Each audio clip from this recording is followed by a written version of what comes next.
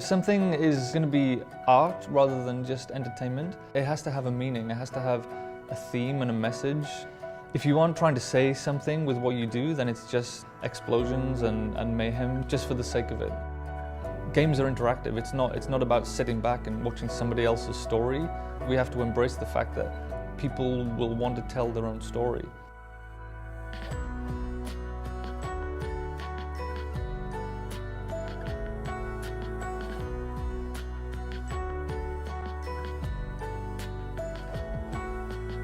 Good art should reveal something about our own existence. As games increasingly mature, they're being held to the same standard. That's the reality facing the team behind Far Cry 3.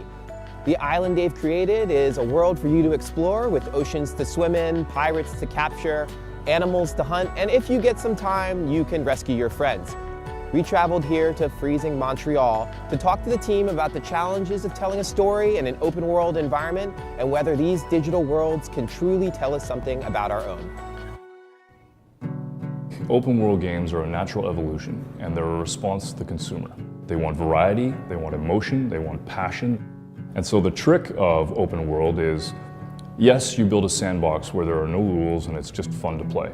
But for us on Far Cry, the real trick was to then tie it into something that's meaningful and personal in a story where it's okay to go back and forth. How do you tell a story in an open world where the player can go off and do anything at any point? Well, the story better be about being able to go off and do anything at any point. Far Cry 3 follows an aimless 20-something named Jason Brody. He and his friends have been kidnapped by pirates on a tropical island. Through the course of the narrative, Jason must decide whether he wants to escape into the island's distractions or become a warrior and free his friends. Far Cry 3 asks the player a very interesting question, which is, if you had the freedom to do whatever you wanted on this island, what would you do? We have this interesting thing with Jason. He's designed around the stereotypical demographic of the FPS audience. It's like Jason's every gamer, and instead of giving them a game, we've actually given Jason a real situation, and we kind of see the effect that would have on someone. If you decide that Jason isn't going to go straight through the story and rescue his friends as quickly as possible, and instead you want to go away and explore the open world, the story doesn't contradict that. It's because the story is really about Jason moving away from his old life. Jason knows his friends. He grew up with them, he knows his girlfriend, he knows his little brother, his older brother. So Jason has all this history with all of these people. The player doesn't have that. And so, we give the player this objective, which is to save your friends, but the player doesn't care about these people. And that's very important, because then the player gets attracted by the open world because the player wants to experience all the cool hooks in the game, and that's what attracts the player.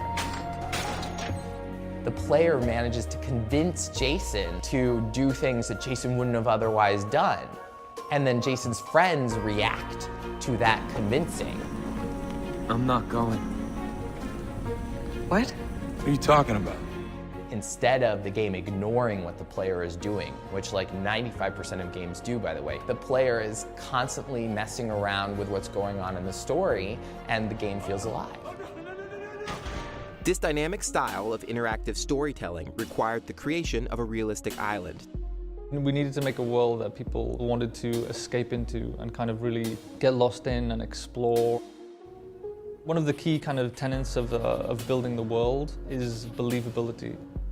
We spent a lot of time and put a lot of effort into researching the actual island itself. We looked at the way islands are formed in the real world, the topography, the landforms that we have. And we spent a lot of time making sure that the physical space that you're always grounded in is believable, it's realistic. When you see a river that doesn't make any sense, when it defies natural order, even subconsciously, you'll pick up on it and you'll start to question the simulation. Every location in the game, whether it's an old mine or a logging camp or a shipwreck, we make sure that we write a detailed backstory for it. So if it's a shipwreck, where did the ship come from? Why did it end up washed ashore? What cargo did it have? The more depth that you can put into the world, the more that there is for people to discover. One of the key points of the game, especially for level design, was that exploration is king. Creating a balance between exploration and the main storyline is no small feat. They employed dozens of local testers to play the game full-time. The result is a wealth of player data that can be used to refine the final product. This tool is called DNA. It's super powerful. I've never worked with anything as cool as this before. We can see the physical paths that the players take to get from one mission to the next. We analyze this data and we look at it and we say, okay, so lots of players just went straight from this mission to the next mission. For the next playtest in 2 weeks' time, I don't want to see these straight lines anymore. I just want to see an explosion. I want to see lots of jagged lines going everywhere. I want to see some exploration. So then the designer will put down some plants, they'll put down the Jeep. It's basically their job to distract players as much as possible. Another thing that's important to understand is why people died. If we see in a playtest that a certain player dies 12 times in a mission, you know there's a problem and we know we have to react to it, but we don't know why it's been a problem. This level of depth allows us to react much more responsively to the things that happen. Let's check out and see what happened to this unfortunate soul. Yeah, oh, he's decided to go off-road. Oh, he's on fire. Now he's bailed out. Sometimes you understand that it's your fault as a creator, and sometimes it's just someone who's driving in the dark. There's not a lot we can do to help this guy, except hope that he'll learn from his own mistake. If everyone has the same experience in the game, you don't really have your own story. You don't feel like you have a personal experience. People like to build a campfire and tell a story around it. Whenever we get people to come and play the game, they get excited about the things that happen to them, and they can't wait to tell people about it. And for me, the player's story is one of the most powerful that you can have. Sometimes you get so close to the world that you can't really see what's happening in your own life. But when you see it represented in a game, you get that chance to kind of go, oh yeah, I understand, I can relate to this is happening in my life.